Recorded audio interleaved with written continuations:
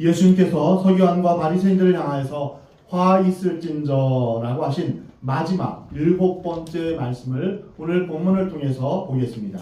이 말씀은 두 가지 저주받은 모습에 대해서 지적하고 계십니다. 첫 번째는 선지자들을 핍박하고 의인을 죽이는데 앞장섰던 사람들의 모습입니다. 구약에 보면 최초로 피를 흘린 의인은 아벨이고 마지막은 사가랴입니다. 많은 구약의 선지자들과 의인들이 피를 흘렸습니다. 그리고 신약에도 피의 절정이 있습니다. 바로 예수 그리스도께서 십자가에 못 박혀 피를 흘리신 것입니다. 예수님 이후에도 계속 의로운 사람들의 피가 흘려졌습니다. 스데반은 돌에 맞아 죽었습니다. 예수님의 12 제자들도 사도 요한을 빼놓고는 모두 순교했습니다. 그 후에 교회사를 보아도 수많은 성도들의 피를 흘린 것을 볼 수 있습니다. 우리는 예수님 때문에 로마의 원형 경기장에서 사자들의 밥이 되었던 성도들을 기억합니다. 그 피는 지금까지도 계속되고 있습니다. 한국 땅에도 피가 흘려졌습니다. 주기철 목사님은 신사참배를 강요하는 일제에 맞서시며 신앙을 사수하시다가 순교하셨습니다. 손양원 목사님은 자신의 아들뿐 아니라 자신도 공산당원들에게 죽임을 당하셨습니다. 그뿐 아니라 지금도 오지에서 선교하다가 총에 맞고 칼에 찔려서 죽어가는 수많은 선교사들이 있습니다. 정글에서 게릴라들에 의해서 원주민들에 의해서 죽임을 당한 순교자들이 지금도 계속해서 있습니다. 피를 흘리는 사람이 있고 피를 흘리게 하는 사람이 있습니다. 예수님은 내가 나 때문에 피를 흘렸다면 복이 있는 사람이다 라고 말씀하십니다. 그러나 내가 내 이름으로 선지자들을 죽이고 핍박하고 의인들을 피 흘리게 했다면 저주받은 사람이다 라고 말씀하십니다. 마태복음 5장 10절에서 의를 위하여 박해를 받은 자는 복이 있나니 천국이 그들의 것입니다 라고 말씀하셨습니다. 팔복의 클라이막스는 바로 순교입니다. 어떤 축복이 가장 큰 축복일까요? 예수 그리스도의 이름 때문에 고난을 받는 것입니다. 세상 사람들은 이것을 저주라고 말할 수 있지만 그리스도인들에게는 이것이 복 중에 복입니다. 마태복음 5장 11절에서 나로 말미암아 너희를 욕하고 박해하고 거짓으로 너희를 거슬러 모든 악한 말을 할 때는 너희에게 복이 있다 라고 말씀하십니다. 누구 때문에 고난을 받느냐가 중요합니다. 나 때문에, 내 실수와 내 죄 때문에 고난을 받는 사람이 얼마나 많습니까? 그러나 그리스도 때문에 받는 고난, 이것이 진정한 의미가 있는 고난입니다. 그리스도인들은 고난 속에서 자라갑니다. 언제나 그리스도인들은 고난 속에서 그리스도를 영화롭게 합니다. 그러므로 참된 복은 의를 위하여 예수 그리스도를 위해서 핍박을 받고 고난을 받는 데 있습니다. 이것이 예수님이 말씀하신 축복의 클라이막스입니다. 많은 사람들은 여러 복을 말합니다. 건강의 복, 물질의 복, 만남의 복 등 여러 복들을 말합니다. 여러분 모두 이러한 복을 받기를 바랍니다. 그러나 가장 큰 축복은 무엇입니까? 그것은 주는 것입니다.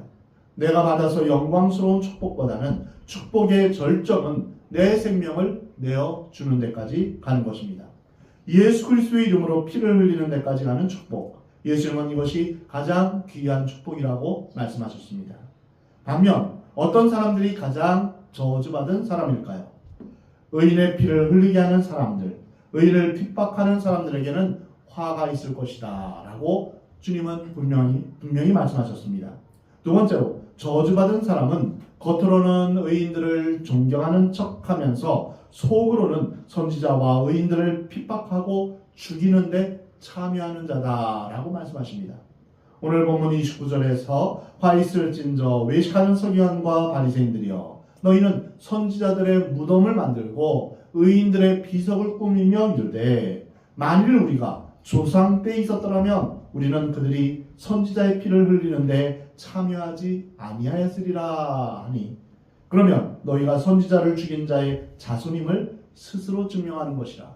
너희가 너희 조상의 분량을 채우라. 29절을 보면 그들은 선지자의 무덤을 만들고 의인들의 비석을 꾸미고 있습니다. 겉으로는 선지자들의 무덤을 크게 만들고 의인들의 비석을 화려하게 만들어서 세워놓습니다. 그러면서 그들은 우리는 절대로 조상들처럼 선지자들과 의인들의 피를 흘리는데 참여하지 않은 사람이다. 이렇게 말합니다. 요즘 말로 하면 손절입니다. 조상들과 자신을 이제 구분하는 것이죠. 자신의 조상들과 우리는 다르다. 이렇게 말하면서 자기 우월주의에 빠지는 것입니다. 그러나 31절에 보면 예수님은 그들이 선지자를 죽인 자의 자손됨을 스스로 증명하는 것이다. 이렇게 무서운 말씀을 하셨습니다. 이들은 자기들을 선지자와 의인과 동일시하지만 예수님은 그것을 부정하셨습니다. 사람들은 겉으로 드러내는 선한 행동이나 미소 짓는 그런 위선적인 행동으로 자기의 과거를 감추고 자기의 죄악을 감춥니다. 그리고 또 그렇게 하면 감추어질 것이라고 착각합니다. 그러나 죄악은 감추어지지 않습니다. 과거는 감추어지지 않습니다. 안경을 바꾼다고 얼굴이 새로워집니까? 어떤 사람은 모자를 쓰고 새 신을 신고 새 옷을 새로 사 입습니다. 그리고는 자기가 새 사람이 된 줄로 착각합니다. 아닙니다. 겉모양을 바꾼다고 해서 인간이 바뀌는 것이 아닙니다. 속사람이 변해야 진정으로 바뀌는 것입니다. 자리를 옮겼다고 위치를 바꾸었다고 그 사람이 새 사람이 되는 것이 아닙니다. 높은 위치에 올라가도 자신의 존재가 바뀌는 것이 아닙니다. 낮은 위치에 내려가도 나는 나인 것입니다. 중요한 것은 나 자신입니다. 그러나 사람들은 높은 위치에 올라가면 자기가 아주 인격적으로 훌륭한 사람이 되었다고 착각을 합니다. 명령을 내릴 수 있으면 자기가 굉장히 위대한 사람이 되었다고 그렇게 착각합니다. 예수님은 오늘 본문 32절에서 너희가 너희 조상의 분량을 채우라 라고 말씀하십니다. 분량을 채운다는 말은 부족한 부분을 채운다는 말입니다. 이 말씀은 예수님의 십자가의 죽음을 의미하는 것입니다. 왜냐하면 선지자들과 의인들을 핍박하고 죽이는 것은 아벨의 피와 사갈의 피를 거쳐서 나중에는 메시아를 십자가에 죽이는 데까지 그 양이 다 차야 하기 때문입니다. 결국 누가 메시아를 죽였습니까? 바로 이 사람들이었습니다. 바리새인과 서기관들이었습니다. 그래서 너희가 그 분량을 채우라라고 말씀하신 것입니다. 예수님께서 이 말씀을 하시고 자기 스스로 선지자와 의인의 반열에 섰다라고 착각했던 그들을 향하여서 뱀이라고 하셨습니다. 예수님께서 이런 말씀을 하셨다는 것은 매우 놀랍습니다. 그러나 우리는 이 말씀을 들어야 합니다. 뱀들아, 독사의 새끼들아, 겉으로는 너희들이 신앙이 있는 척하면서 속으로는 온갖 더러운 것과 위선과 정욕이 가득하지 않느냐. 독사의 새끼들아, 너희의 찬송과 기도가 무엇이며 너희들의 선한 행동이 무엇이냐. 너희들의 중심이 과연 그러한가. 예수님은 우리에게 동일하게 묻고 계십니다. 과연 우리의 보여지는 것과 감추어진 것이 같습니까? 마태복음에서 일관되게 나타나는 예수님의 관심은 내 속과 겉이 같은가 하는 것입니다. 하나님 앞에서의 진실한 신앙은 겉과 속이 같은 것입니다. 뱀들아, 독사의 새끼들아, 이렇게 말씀하신 뜻은 무엇입니까? 그것은 하나님을 믿는다 하지만 이미 그들이 사탄의 권세 아래 들어가 있다는 것입니다. 요한계시록 12장 9절에 보면 큰 용이 내쫓기니 옛뱀 곧 마귀라고도 하고 사탄이라고도 하며 온 천하를 꿰는 자라. 이 말씀이 있습니다. 뱀은 분명히 마귀 또는 사탄을 말하는 것입니다. 창세기 3장 15절에서 여자의 후손은 내 머리를 상하게 할 것이요 너는 그의 발꿈치를 상하게 할 것이다. 이것은 곧 사탄, 곧 뱀을 말합니다. 에덴 동산에서 하와를 걸려 넘어지게 했던 그 뱀을 의미합니다. 뱀이라 불리는 그 서기관과 바리새인들은 에덴 동산의 뱀처럼 거짓을 진리처럼 말하며 다양한 방식으로 사람들을 그릇된 길로 인도하여 마침내 지옥의 자식들로 만드는 사람들입니다. 세례 요한도 마태복음에서 광야에 찾아온 사두개인들과 바리새인들을 보면서 똑같은 말을 했습니다. 독사의 자식들아, 누가 너희를 가르쳐 임박한 진노를 피하라 하더냐. 그러므로 회개에 합당한 열매를 맺고 속으로 아브라함이 우리 조상이라고 생각하지 말라. 독사의 자식 뱀, 이것은 위선적인 신앙을 가진 사람들에게 예수님께서 꾸짖으시는 그런 칭호입니다. 독사는 독이 있는 뱀으로 그것에 물리면 그 결과가 치명적일 수 있습니다. 이것은 백성에게 미치는 바리새인들의 해악이 얼마나 위험한지를 부각한 것입니다. 이들의 운명은 어떻게 됩니까? 33절 하반부에 보면 너희가 어떻게 지옥의 판결을 피하겠느냐.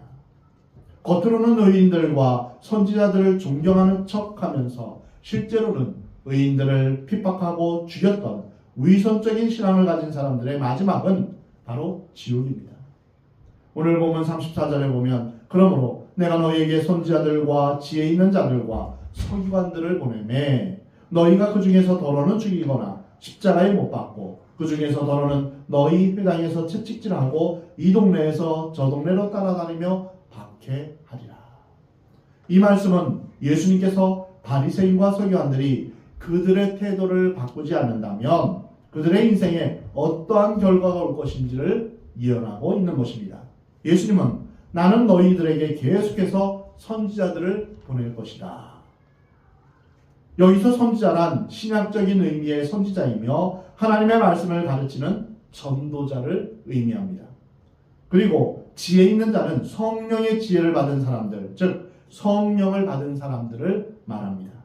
서기관은 말씀을 가르치는 교사들을 가리킵니다. 이런 사람들을 하나님께서 계속해서 보내시겠다는 것입니다. 이 말씀은 현재 진행형으로 진행되고 있습니다. 하나님께서는 예수 그리스도의 죽음 이후에 이런 사람들을 계속 보내십니다. 그러나 저주받은 사람들은 구약에서처럼 신약시대에도 오늘날도 하나님의 사람들을 계속 핍박할 것이요 죽일 것이라는 것입니다. 이러한 일들이 사도행전에서 실제로 일어났습니다. 그들은 스데반을 돌로 쳐 죽였습니다. 야고보를 칼로 죽였습니다. 사도 바울을 결사적으로 쫓아다니며 죽이려고 했습니다. 베드로를 거꾸로 박힌 십자가에 처형했습니다. 사도행전을 보면 사도들이 채찍에 맞는 것을 많이 보게 됩니다. 사도행전 5장에서 사도들을 불러들여 채찍질하며 예수의 이름으로 말하는 것을 금하고 놓으니 사도들은 그 이름을 위하여 능욕받는 일에 합당한 자로 여기심을 기뻐하였다라고 말씀하십니다. 예수님을 믿으면 우리는 고난을 받게 되어 있습니다. 우리가 그리스도인이라는 증거는 바로 고난을 받는 것에 있습니다. 예나 지금이나 예수님의 이름으로 고난을 받는 것이 바로 그리스도인들입니다. 예수님 때문에 인기를 잃어버리고 손해를 보고 모욕을 당하는 것입니다. 우리는 예수님의 말씀에 귀를 기울여야 합니다. 겉다르고 속다른 신앙은 저주받은 신앙으로 가는 지름길입니다. 우리는 하나님 앞에서 정직한 신앙생활을 해야 합니다. 그러므로 의인 아벨의 피로부터 성전과 제단 사이에서 너희가 죽인 바라가의 아들 사가랴의 피까지 땅 위에서 흘린 의로운 피가 다 너희에게 돌아가리라. 내가 진실로 너희에게 이르노니 이것이 다 이 세대에 돌아가리라. 예수님께서 결론을 내리십니다. 아벨의 피와 사가랴의 피가 땅에 흘려졌는데 그 피가 소리를 지른다는 것입니다. 아벨의 피는 인류 역사상 의인을 죽인 최초의 피였습니다. 사가랴의 피는 여호와의 말씀을 전하며 민족의 죄를 책망한 선지자 사가랴를 요아스 왕의 명령으로 왕의 신하들과 모든 백성들이 돌로 쳐 죽였던 그런 사건을 가리킵니다. 이것은 역대하 24장에 기록되어 있는 말씀인데 히브리 성경은 우리가 갖고 있는 성경과 순서가 좀 다릅니다. 그래서 역대하가 제일 마지막에 위치하고 있습니다. 그래서 제일 나중 성경이 바로 역대하 24장인데 거기에 나온 사건이 바로 사가랴의 순교입니다. 아벨이 죽은 후 그 피가 여호와께 호소했다라는 말이 창세기에 나타납니다. 피는 그냥 흘려지는 것이 아닙니다. 역대하 24장을 보면 사가랴가 죽을 때 이렇게 말합니다. 여호와는 감찰하시고 신원하여 주옵소서. 신원하다, 이것은 보복하는 것을 말합니다. 심판하시는 것을 말합니다. 의인의 죽음을 하나님께서 갚으신다는 것을 의미합니다. 예수님은 오늘 본 말씀에서 땅 위에서 흘린 의로운 피가 다 너희에게 돌아가리라. 무서운 말씀을 하십니다. 지금까지 모든 인류 역사에서 악한 자가 무고하게 의인을 죽이고 피 흘리게 한 것을 하나님께서 심판하시겠다고 분명하게 말씀하십니다. 악한 자가 비록 득세할지라도 평안히 죽을지라도 그는 분명 하나님의 심판대 앞에서 영원한 형벌을 받게 될 것이라고 말씀하십니다. 그리고 더 무서운 말씀이 36절에 있습니다. 내가 진실로 너에게 이르노니 이것이 다 이 세대에 돌아가리라. 무슨 말입니까? 나 하나가 피를 흘림으로, 나 하나가 하나님 앞에 저주를 받음으로, 나 하나만 저주를 받고 내 가정만 저주를 받는 것이 아니라 도성 전체가 저주를 받는다는 것입니다. 범죄는 나 하나로 끝나는 것이 아닙니다. 이와 반대로 구약에 보면 하나님께서 인정하시는 의인 10명만 있으면 멸망받게 될 소돔과 고모라가 용서받을 수 있다라고 말씀하십니다. 이것이 바로 의인의 능력입니다. 예레미야 5장에서는 공의를 행하고 진리를 구하는 한 사람만 있으면 예루살렘의 모든 죄악을 용서해 주실 것이라고 말씀하셨습니다. 하나님 보시기에 정말 통회하고 가슴을 찢고 애통하며 눈물을 흘리는 한 사람이 없기에 도시가 멸망에 이르게 되는 것입니다. 교회에 많은 사람들이 몰리지만 이 도시의 저주를 면하게 해줄 사람이 과연 있습니까? 한 사람의 의로운 사람, 한 사람의 거룩한 사람 때문에 하나님께서 이 도시를 용서해 주시겠다라고 말씀하시는 것입니다. 반대로 의인을 죽이고 하나님의 선지자를 핍박했던 그 한 사람의 피는 그대로 그에게 돌아갈 뿐 아니라 이 세대에도 저주가 임하게 될 것이라고 말씀하십니다. 여기에 우리 성도들이 받아야 될 메시지가 있습니다. 죄인에 대한 한없는 자비와 죄인에 대한 단호한 심판 사이에는 분명한 기준이 있습니다. 그것은 곧 하나님 앞에서 자신을 낮추는가 아니면 자신을 높이는가 하는 것입니다. 우리는 하나님 앞에서 어린아이처럼 자신을 낮추고 주님을 의지해야 합니다. 만약 서기관들과 바리새인들처럼 자신들을 의롭게 보이려고 하고 높은 지위에 따라오는 명예를 즐기려 한다면 심판을 면할 길이 없습니다. 우리 교회는 한국 사회를 살릴 수도 있고 죽일 수도 있는 그런 입장에 서 있습니다. 지금이 바로 우리가 일할 때입니다. 우리가 일할 수 있는 가장 큰 사명, 일은 무엇일까요? 바로 기도입니다. 우리는 지금 기도할 때입니다. 수많은 어려운 일들이 겹쳐질 때 우리는 기도의 자리에 나와야 할 것입니다. 여러분, 주님 앞에 나오시 바랍니다. 기도의 자리에 나오시 바랍니다. 우리 주님이 다시 오실 날이 얼마 남지 않았습니다. 적당히 살면서 교회 좀 나와주고 봉사 좀 해주고 성경 공부하는 것으로 세상이 변할 수 있을까요? 아닙니다. 그렇지 않습니다. 우리는 헌신해야 됩니다. 적당히 믿으면서 뜨겁지도 차갑지도 않은 그러한 신앙을, 뜨뜻미지근한 그 신앙을 우리 주님께서는 토하여 내치리라 말씀하십니다. 우리가 주님을 사랑할 때는 우리가 하나님을 뜨겁게 사랑해야 됩니다. 너는 마음을 다하고 뜻을 다하고 힘을 다하여 목숨을 다하여 주 너의 하나님을 사랑하라. 우리는 뜨겁게 주님을 사랑해야 됩니다. 또한 이 세상을 향하여서는 우리는 차갑게 거절해야 됩니다. 세상과 죄의 유혹에 있어서는 우리가 냉정하게 차갑게 우리는 끊어야 합니다. 그런데 뜨겁지도 않고 차갑지도 않고 적당히 세상과 짝하여 죄와 타협하면서 미지근하게 살아간다면 아무런 변화가 있지 않습니다. 적당히 믿으면 나 하나 변화시킬 수도 없고 마귀의 조롱감 받게 되지 않습니다. 그런 신앙 가지고는 세상을 변화시킬 수가 없습니다. 이제는 죽으나 사나 순교의 길뿐입니다. 이 길밖에는 이 세상을 구할 길이 없습니다. 한 사람이라도 죽기를 결심하면 자신이 변하게 됩니다. 한 알의 밀이 땅에 떨어져 죽지 아니하면 한 알 그대로 있고 죽으면 많은 열매를 맺느니라. 왜 변화되지 않을까요? 왜 내가 변화되지 않고 다른 사람이 변화되지 않고 가정이 변화되지 않을까요? 내가 죽지 않았기 때문입니다. 내가 죽으면 가정이 변합니다. 공동체가 변합니다.